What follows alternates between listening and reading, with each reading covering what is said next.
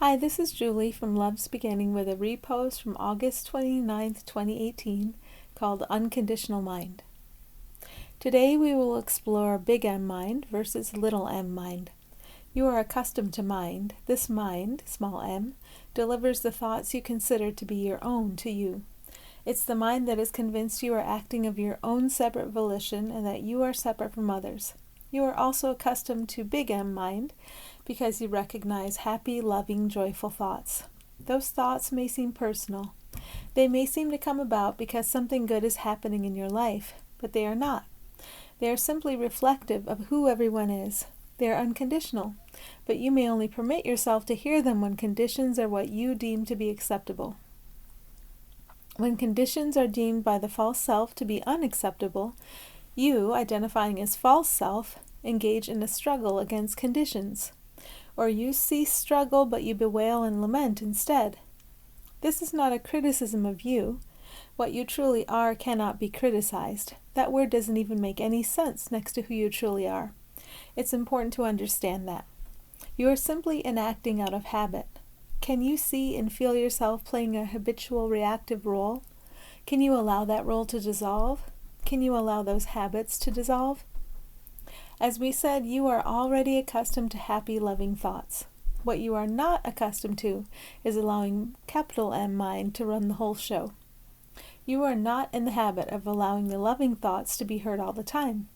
You are not in the habit of abiding comfortably in the space of no thought, simply there in the flow. The thoughtful voice wants to take over, define, and manage. Simply notice it. Watch it. Your observation is the light that dissolves it. The mind, the whole unified and harmonious mind, to which we refer, is also known as the Christ mind. It is the loving mind that contains all minds. There's no reason for minds not to relax into it, but minds are endless factories of fearful reasons. Notice that about the small m mind you have been accustomed to calling your own. Simply watch the fearful reason manufacturing process. Become interested in it, curious. It's ingenious, isn't it? Very clever, very convincing, very thorough, and detail-oriented. You are love. You are big M mind. So is everyone else. The ego, or the fearful thought manufacturing process, needs a power source. It seeks to attach itself to you and to feed on you to guarantee its survival. Let's have a talk with ego. Ego has its proper place, that which gives you a name, an address, and an experience of a body. It is that which allows you to experience the flavor of differentiation as you encounter and appreciate different personalities.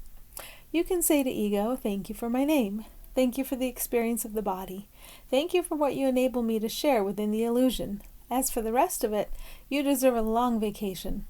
Mind will take over, capital M mind, now, and you can rest. Thank you for all the work you have done over the years.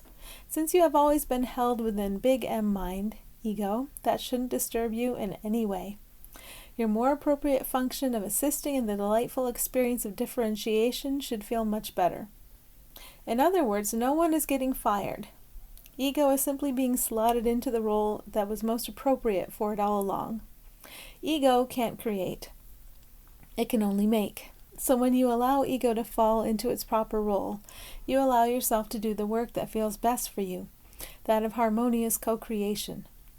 You can always tune into the oneness of big M mind we all share. Simply use the breath. The modes used to reach the where of where we abide are simple for a reason. All complexity and difficulty is of the illusion. All else is very, very simple, so you can trust in the power of the breath. Think of yourself. Now think of divine will. How did you define yourself in those moments when you thought of it? Divine will can be carried out through you when you recognize that the big M mind of the whole is your mind. You can tell if you are tuned into mind, or mind, big or little, by how it feels. If you feel you are tuned into little mind far too often, take heart. Everyone without exception is tuned into big M mind for a portion of the day. You simply notice the feelings, the relaxation, the inspiration, and expand on that. More of that, and less of anything that blocks that. It's that simple, and you are releasing what you don't need. Remember that this process is active in you now. When you have disturbed thoughts, notice that you are listening to an imposter mind. If you want to speak gently to ego about this, you can notice how overworked ego is. You can bring it a drink, a snack, a wonderful vacation package. You can encourage it to take a well-deserved rest. Ego has been working very, very hard. It's okay to recognize that, say thank you, and move on. When you allow disturbed or heavy thoughts to die down, you can hear the Christ mind. The imposter mind, or the voice of ego placed in an impossible and unfair job, that is the voice you would use to block the voice of the harmonious and shared big M mind. The voice of the shared mind isn't always a voice. It can be a beautiful space of no thought. Whichever form it takes, it feels good.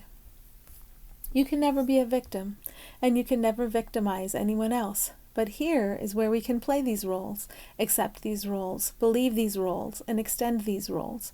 We can live these roles if we wish, or we can invite ourselves to set them down, to cease making them in our daily lives, and to stand where we all actually are when another invites us into a role. Your awareness is always in your hands because it is what we all share equally. Awareness is that space of equanimity that allows all things. Awareness is that space that knows whatever is needed for any situation is also contained within it. Awareness is, so are you. Love is. That is love. Can you feel the simplicity of that love?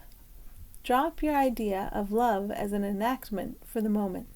Just feel the simplicity of this. The breath takes you there. You inhale. You are there.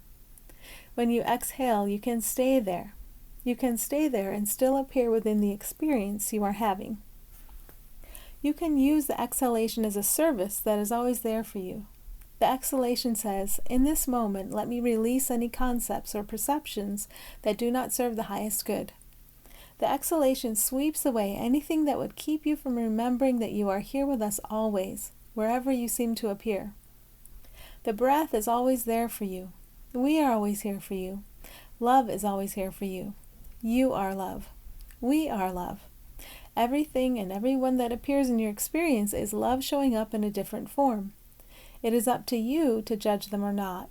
Every breath returns you to the simplicity of that. We who do not need even the breath celebrate the availability of the breath that washes you up on our shores, your shores, and cleanses you of all misperception during every moment of your experience. Thanks for listening.